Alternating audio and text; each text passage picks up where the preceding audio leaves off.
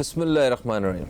अस्सलाम वालेकुम दोस्तों, मैं फ़हीम अब्बास आपको खुशामदीद कहता हूँ न्यूज़ कैफ़े में और उम्मीद करता हूँ कि आप सब खैरियत से हैं और आज के दिन का एक अच्छा सा आगाज़ भी कर चुके हैं। आज प्रोग्राम के आगाज़ में आपको एक खुशखबरी दूंगा मैं। यकीनन आपने अभी हमारे टाइटल में एक नए चेहरे को देखा होगा। वो नया चेहरा हमारे साथ न्यूज़ कैफ़े में मौजूद होगा। मैं बात कर रहा हूँ उज़्मा एजाज़ ख़ान की। आप इन्हें मुख्तलिफ़ टेलीविज़न स्क्रीन्स पे देखते आए हैं। आज से वो न्यूज़ कैफ़े में मेरा साथ देंगी।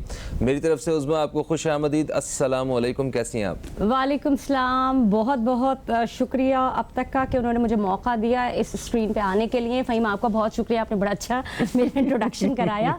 आप तमाम टीम का बहुत शुक्रिया। इंशाअल्लाह हमारी कोशिश होगी कि न्यूज़ कैफ़े को मज़ीद बेहतर से बेहतर बनाए और अपने नाज़रीन को उसकी तवज्जो का मरकज़ बनाए। एग्जैक्टली, क्योंकि न्यूज़ कैफ़े के साथ मेरा और न्यूज़ कैफ़े देखने वाले जो हमारे दोस्त हैं, इनके साथ मेरा 10 साल से भी ज़्यादा पुराना एक ताल्लुक़ है।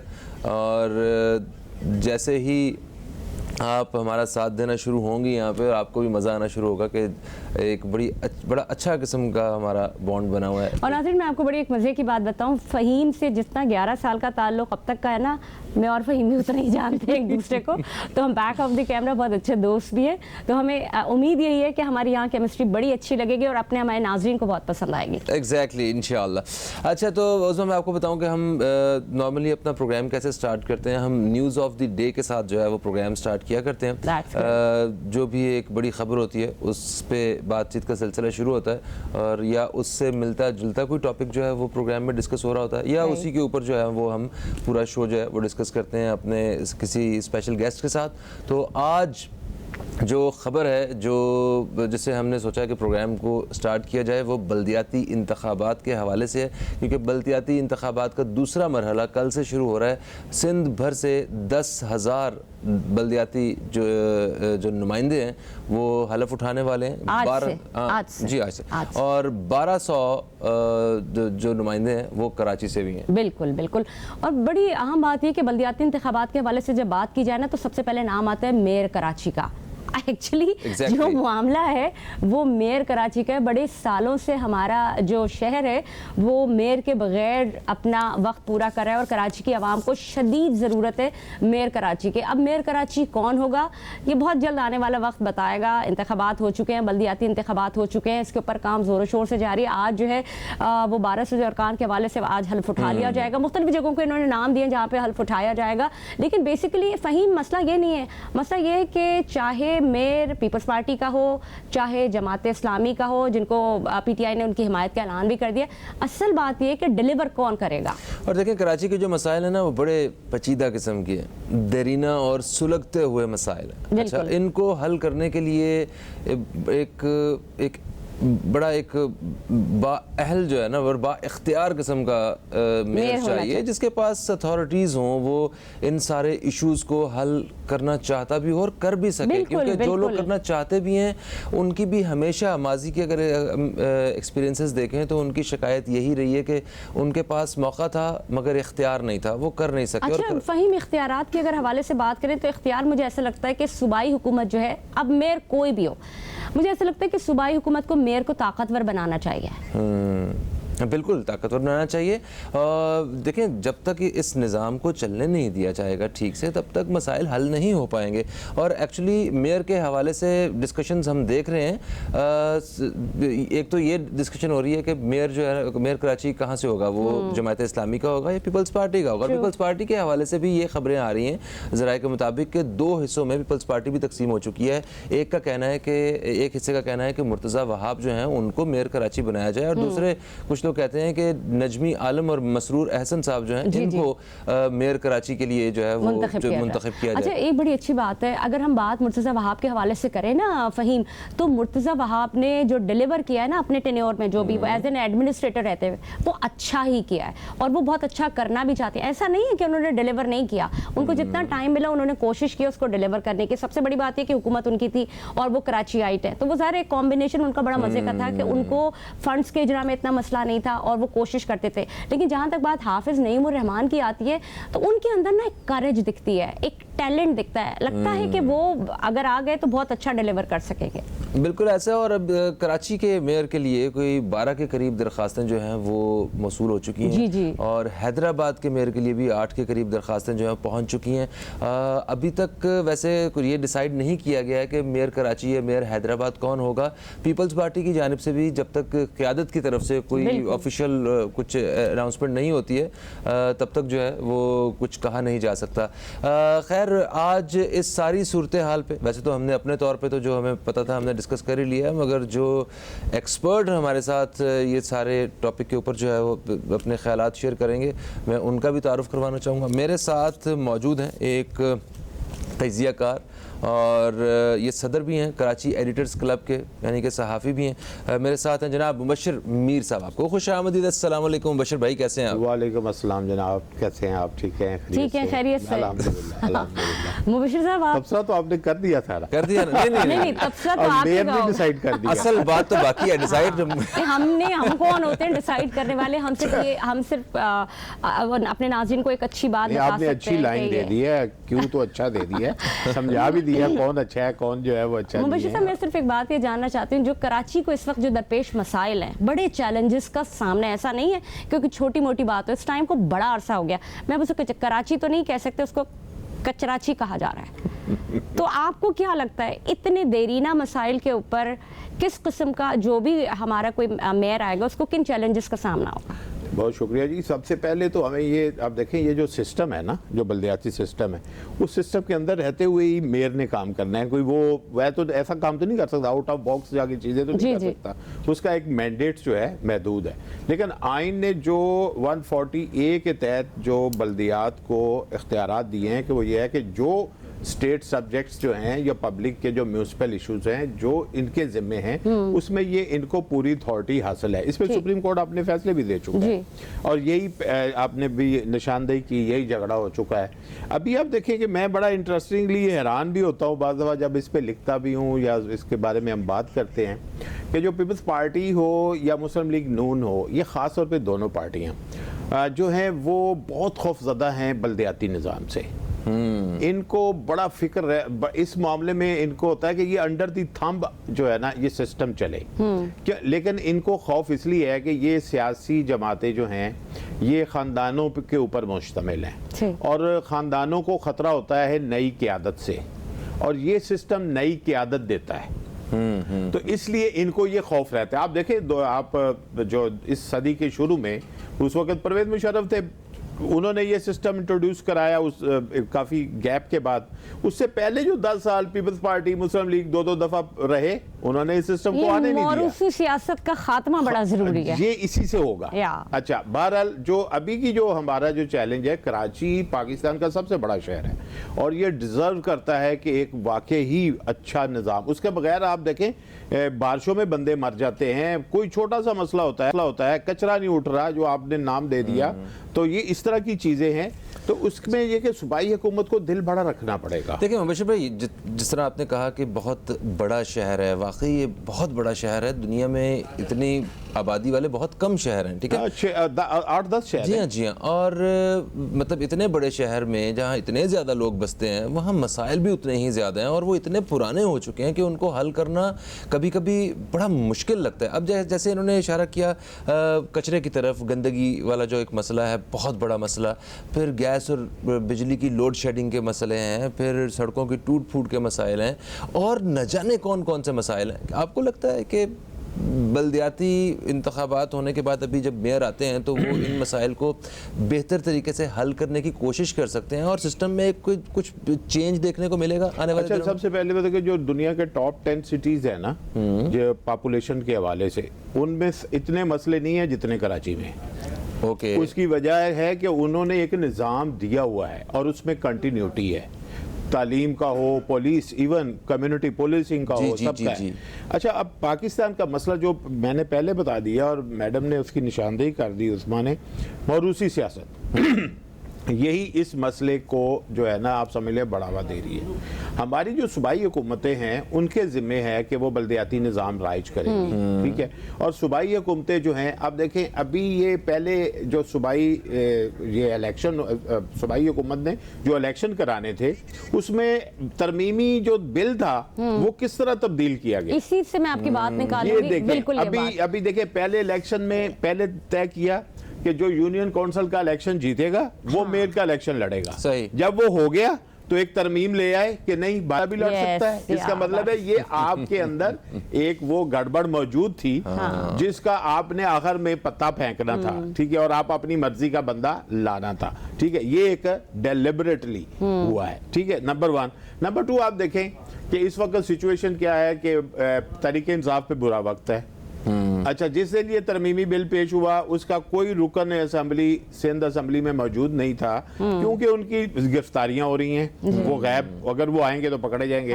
अभी भी मुझे ये फियर है कि जो इनके लोग जीते हुए हैं वो भी छुपते फिर रहे हैं, जिन्होंने जमात इस्लामी की हमायत का ऐलान किया है कि उनको तोड़ना लिया जाए, उनको तोड़ना चाहते हैं या उनको क्या अपने साथ जोड़ना चाहते हैं, क्या करना चाहते हैं। थोड़ा सा एक ऐड ऑन करूंगी बात के मसला हमारा ये है नहीं, अभी मेयर तो आना है, कराची की अहम ज़रूरत है। मसला एक नहीं है, मसला इंफ्रास्ट्रक्चर का है, मसला हॉस्पिटल्स का है, मसला स्कूल्स का है जो केएमसी के अंडर हैं, मसला पार्क्स का है, मसला डेंटल एंड जो कॉलेज है उसका मसला है, मसला जो आपकी सिटीज़ के एक्वेरियम्स है उनका मसला है, लाइब्रेरीज का मसला है, इंक्रोचमेंट का मसला है। किस चीज़ को आप देखेंगे। बात सर ये कि अभी कुछ अर्से पहले सिंध असेंबली की तरफ से एक तरमीम आई थी कि जी जो वाटर बोर्ड का चेयरमैन है वो भी मेयर होगा। अब अगर वाटर बोर्ड का चेयरमैन मेयर होगा तो मुझे ये लगता है कि पानी का मसला तो सबसे ही बड़ा मसला है। जी जी। तो अच्छा देखिए मसले जो है ना, जो अगर जो गवर्नेंस सिस्टम है ना उसमें ये होता है कि पावर डेलीगेट करना, ठीक है। मसलन आप अथॉरिटी, हम ये नहीं कह रहे कि सब कुछ मेयर को जो है वो बहुत बड़ा वो पावरफुल इस तरह बना दो, लेकिन यह है कि जो इदारे बने हुए हैं उनको एम्पावर कर दो, ठीक। और जो डिस्ट्रिक्ट जो है कराची शहर की जो असेंबली बन रही है जिसमें सारे यूनियन काउंसिल के जो है वो चेयरमैन जो है वो बैठेंगे और मेयर का इंतखाब करेंगे, उस असेंबली के पास इख्तियारात होने चाहिए।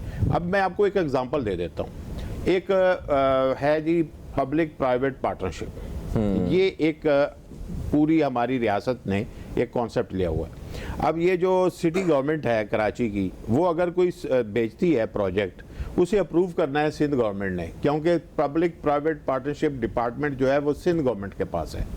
और लास्ट जो मेयर थे वसीम अख्तर, वो इसी पे ही चीखते थे कि हम कोई प्रोजेक्ट भेजते हैं तो उसको ये अप्रूव नहीं करते जब तक उनका कोई अपना इंटरेस्ट नहीं होता। तो सवाल यह है कि अगर आपकी असेंबली ने, शहर की असेंबली ने एक प्रोजेक्ट को अप्रूव किया, कोई ऐसा फार्मूला होना चाहिए कि अगर शहर का कंसेंसस हो गया कि हाँ जी यहाँ पे प्राइवेटली एक डिसैलिनेशन प्लांट समुद्र पे लगना चाहिए, तो सिंध गवर्नमेंट को उसमें रुकावट बनने की बजाय उसकी मुआवनत करनी चाहिए। Exactly, ऐसे ही होना मैं आपको एग्जाम्पल एक और देता हूँ। देखें यहाँ पे थारकोल का प्रोजेक्ट हुआ है ना, उसमें फेड ने गारंटीज दी हैं, चाइनीज ने पैसा लगाया, एंग्रो ने काम किया, ये सब ने, और सूबाई हुकूमत ने काम किया, प्रोजेक्ट हो गया। पब्लिक प्राइवेट पार्टनरशिप जो है ये एक ऐसा एलिमेंट है जिससे इन मसाइल को हल किया जा सकता है। और वैसे भी हमारे यहाँ एक दूसरे को खींचने और गिराने वाली सियासत के माहौल में मतलब काम करना कोई आसान नहीं है किसी के लिए भी। तो ये पब्लिक प्राइवेट पार्टनरशिप के लिए भी अच्छे साजगार माहौल को आप कैसे देखते हैं, कैसे क्रिएट किया जा सकता है? मेरा ख्याल है, जो मैं पहले अर्ज कर रहा था कि जो सूबाई हुकूमत है ना हमारी, बेशक उनके मर्जी के मुखालिफ भी मेयर आए ना, उनको अपना दिल बड़ा करना पड़ेगा। उनको देखना पड़ेगा शहर के लोगों के इस वक्त जो है वो सिचुएशन क्या है। अच्छा कराची में पब्लिक मेयर क्यों नहीं मतलब उन्हीं इस वक्त उनकी अक्सरियत नहीं है ना। अच्छा, मकसद के दो पार्टियां जो हैं उन्होंने इत्तेहाद कर लिया, पीटीआई ने और जमात इस्लामी ने, उन्होंने कर लिया, तो उनकी तादाद इतनी हो गई है कि अब वो उनकी अक्सरियत उनकी हो गई है और अनाउंस भी कर दिया उन्होंने, ठीक है। हाँ, अगर कोई ऐसी चीज़ हो जाए कि भाई उनके लोग जो हैं वो ना पहुंच सकें कई वजूहात की वजह से, क्योंकि उनके लोग पीटीआई के लोग जो हैं बेचारे छुप रहे हैं इस वक्त, कुछ सूरत हाल उनकी हालत ख़राब है, तो इसलिए वो एक इलेक्शन कमीशन क्या इसमें कितना इंश्योर कर सकता है कि वो उनको ना पकड़ा जाए, वो वहां पे पहुंचे। जैसे कि मैंने कहा सिंध असेंबली में 26 के 26 गैर हाजिर हुए, स्पीकर ने उनको कोई तहफ़्फ़ुज़ नहीं दिया, तो लिहाजा वो गायब हो गए। वो आपकी बात बिल्कुल सही है। अभी जो बात कंसेंसस तो अभी तक पीपल्स पार्टी का हुआ ही नहीं ना, जो उनके नुमाइंदगान हैं जिन्होंने उस पे अभी तक किसी एक के ऊपर बात ही नहीं आई है कि जी पीपल्स पार्टी का सिस्टम जो है ना, पीपल्स पार्टी का सिस्टम ये नहीं है, नहीं सिस्टम ये नहीं है कि कोई बागी हो रहा है तो इधर हो रहा है। जो उनकी क़यादत ने कह देना है ना वो फाइनल है। अच्छा। ऐसा कुछ नहीं है वहाँ पे निज़ाम जो है बिल्कुल, मैंने कहा ना फैमिली सिस्टम है ना, तो वहाँ पे ये नहीं है कि मसलन मुर्तज़ा वहाब उनको पसंद नहीं है तो लिहाजा वो आएंगे नहीं, उनको आना ही पड़ेगा। हेड ऑफ फैमिली ने जो कह दिया वो कह दिया वो होगा। ठीक है, जो जरदारी साहब या बिलावल साहब जो है जो अनाउंस कर देंगे वही फाइनल होगा। ठीक है, ये तो अब हम मान लेते हैं बात के, चले पीपल्स पार्टी का हो या मेयर हो जमात इस्लामी का, सूबाई हुकूमत को उसको ताकतवर करना है, फंड्स रिलीज करना है, लेकिन इसके साथ साथ मुझे सिर्फ ये बताइए कि जो आने वाला मेयर होगा उसका सबसे बड़ा चैलेंज होगा क्या? अच्छा, आप जैसे सर्कुलर रेलवे के हवाले से भी बात कर रहे थे, पब्लिक प्राइवेट पार्टनरशिप की बात की और ये चैलेंजेस दोनों को हम इकट्ठा करके देखें तो कराची जो है ये पब्लिक प्राइवेट पार्टनरशिप के तहत मसाइल हल करने का सबसे बेहतरीन शहर है। उसकी वजह है कि यहाँ पे इतने लोग मौजूद हैं, एसोसिएशंस और इदारे मौजूद हैं जो गवर्नमेंट के साथ मिलकर काम कर सकते हैं। यहाँ पे 6-7 बड़ी जो हैं इंडस्ट्रियल स्टेट्स हैं, फिर उसके अलावा इंडिविजुअल, फिर एनजीओज तो ये शहर चला रही हैं। बेशक इतना बड़ा शहर, आप देखें हेल्थ और एजुकेशन के कितने इदारे जो हैं वो एनजीओज चला रही हैं, वेलफेयर के इदारे एनजीओज चला रही हैं, मजदूरों के इदारे जाएं तो लिहाजा गवर्नमेंट को तो इनको अपनी ताकत बनाना चाहिए, इनके साथ जो है ताउन करना चाहिए। इनको किसी को जगह चाहिए अच्छी, कोई किराया बहुत ज्यादा दे रहा है उसको जगह दें, उसके साथ मिलके उसको कहें, वो बहुत बड़ा काम करेगा। इसी तरह आप देखें ना अब्दुल रीदी साहब ने कितना बड़ा सेटअप यहाँ पे कायम किया, ऐसे यूटी के जो मॉडल बनाया है। देखें सैलानी वेलफेयर है, जेडीसी है और मतलब हजारों तो लिहाजा हमें तो ये जो चैलेंजेस की बात है तो एक तो एजुकेशन और हेल्थ के अलावा मेरा ख्याल इस वक्त जो कराची के लोग पिस रहे हैं ना वो पानी और ट्रांसपोर्ट, पीने के पानी की हालत बहुत बुरी, और आज से नहीं कई सालों से, क्योंकि इसमें माफिया इन्वॉल्व है। नहीं उम्मीद तो है, उम्मीद पे तो दुनिया कायम है, मगर आपको क्या वाकई लगता है कि ये टैंकर माफिया और इन सारी चीजों से मुकाबला करने के लिए मेयर कराची आएंगे? और नहीं, मेरा ख्याल है मेयर कराची का साथ देना पड़ेगा अवाम को। अच्छा, अवाम ने जिस तरह इस सिस्टम को शोर कर करके सुप्रीम कोर्ट की हेल्प से इस इलेक्शन को कराने में कामयाब हुए, फिर इलेक्शन को डिले होते होते होते फिर भी जो है वो यहाँ तक ले आए, तो अभी इसको जो भी मेयर आता है और कामयाबी से काम करता है, अवाम हमने देखा है फहीम, अवाम उसको सर पर बिठा लेती है, चाहे वो शहर की क्यादत बनी है, जो भी मेयर आए हैं ना वो शहर की क्यादत बनी है, चाहे नेमतुल्लाह भी बने हैं, मुस्तफा कमाल भी बने हैं, ये अपने डॉक्टर फारूक सत्तार बने हैं, अब्दुल अफगानी बने हैं, इवन जो एडमिनिस्ट्रेटर बने हैं उनको भी लोगों ने इस शहर की लीडरशिप भी समझी, तो लिहाजा इस चीज में देखना चाहिए। और मेरा ख्याल है जो ट्रांसपोर्ट में अगर चैलेंज है कराची सर्कुलर रेलवे का है, अगर कराची सर्कुलर रेलवे को आने वाला मेयर वो चलाने में कामयाब हो गया तो मैं समझता हूं कि उसको तो तमगा इम्तियाज मिलना चाहिए। सीरियसली ये तो बहुत मतलब हमें ये याद नहीं है कि कराची सर्कुलर रेलवे का सिर्फ हमने नाम ही सुना है, हमें ये नहीं पता।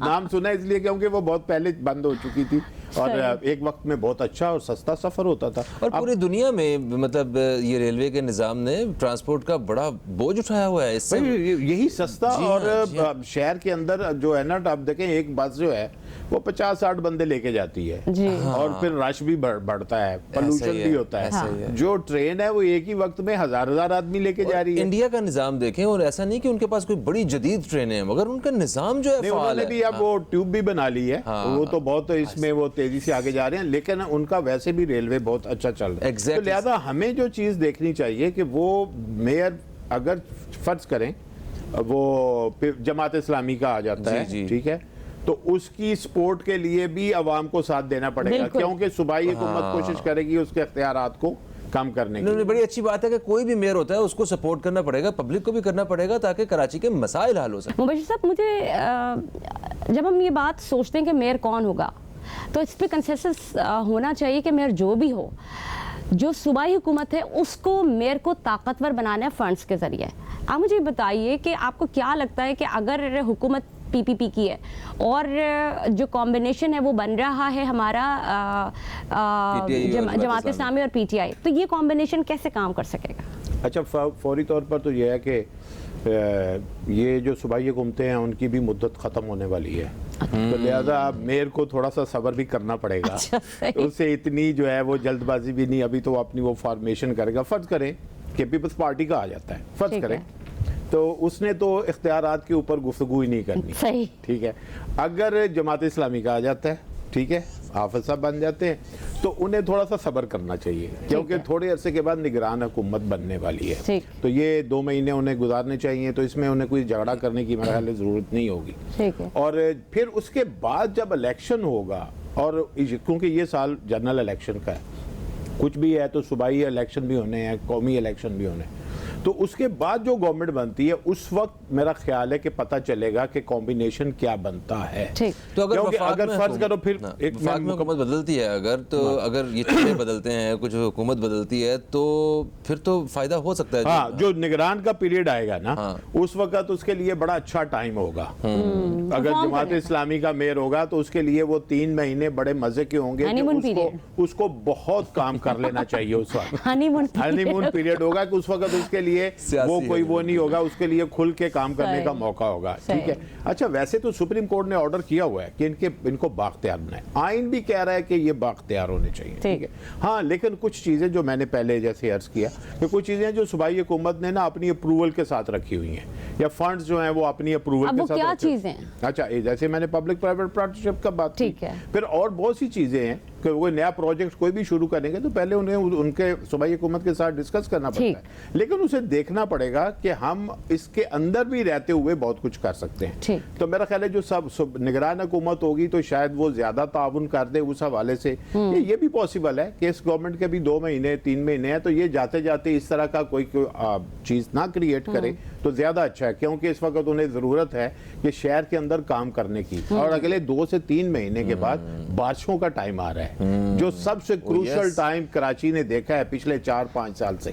तो लिहाजा मेरा ख्याल है कि सूबाई हुकूमत को तो एक तरह से इस हवाले से खुश होना चाहिए कि एक ऐसी बॉडी जो है वो वजूद में आ रही है जो ये सारा कुछ समेट सकती है, इसकी मुसीबतों को संभाल सकती है। बारिशों वाला जो मसला है, जो बड़ा दरीना है, उसको तो हल करने के लिए हमने देखा है कि गुज़श्ता कुछ महीनों से या 1 साल से, ये लास्ट जो तबाही हुई थी उसके बाद से काफी काम हुआ है। मतलब पूरा कराची इस वक्त खुदा हुआ है ना। अच्छा, ये मेरी बात सुनिए, मेरा इस पे पॉइंट ऑफ व्यू पता क्या है? वो बोल नहीं सके, खयाबान नहीं, खंदकान हो गया है। जो जितने खयाबान है ना अपने डिफेंस के, वो खयाबान नहीं रहा, वो खड्डान हो गया एक्चुअली। अच्छा, उसमें तो काम जो है ना, ये जो काम आप फरमा रहे हैं, ये तो कंटोनमेंट बोर्ड काम कर रहा है और डीएचए कर रहा है, इसमें सिटी गवर्नमेंट का कोई ताल्लुक नहीं। लेकिन ये भी जो फार्मूला है ना, इस पे भी मेरी ओपिनियन मुख्तलिफ है। अच्छा, मेरा ख्याल है कि जो दुनिया भर में जो कॉन्सेप्ट डेवलप हुआ है कि जो आपका सीवरेज वाटर है ना, उसे तो आप ड्रेन आउट करें और उसको ट्रीटमेंट करके फिर इस्तेमाल में लाएं। ठीक है। हम उसे समुद्र में फेंक रहे हैं गंदा गंदा,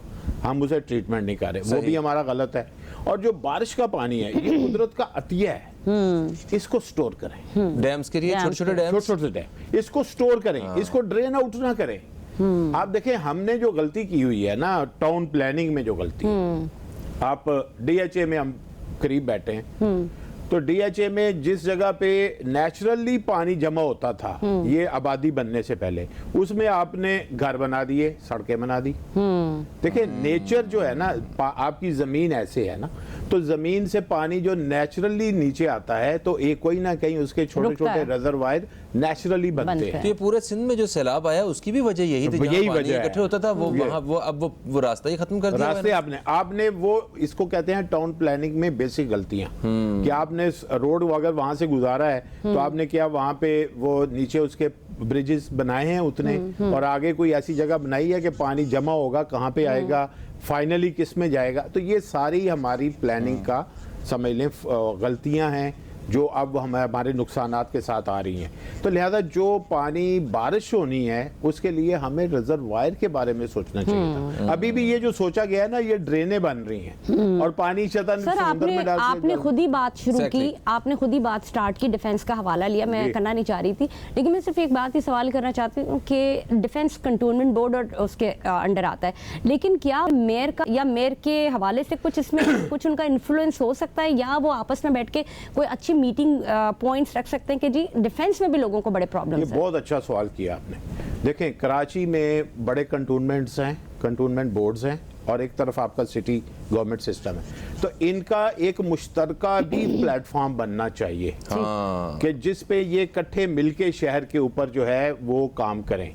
मसलन आप कराची की कोई डेवलपमेंट काउंसिल बना लें जिसका मेयर हेड जिसको करे, और उसके अंदर सूबाई हुकूमत का भी नुमाइंदा हो, कंटोनमेंट बोर्ड्स के भी नुमाइंदे हो, तो मेरा ख्याल है फिर हम ज़्यादा बेहतर डिलीवर करने वाली पोजीशन में आ सकते हैं। Exactly, thank you so much Mubashir भाई, आप तशरीफ़ लाए। और ये बात उज़मा बिल्कुल सही है कि प्रोविंशियल गवर्नमेंट हो, वो सिटी गवर्नमेंट हो या वो पब्लिक हो, सब जब एक पेज पे होंगे ना कि उन्हें मतलब अपने मसाइल को हल करना है, तो फिर ही हम इन सारे इशूज़ को जो है ना सॉल्व करने की तरफ आ सकते हैं।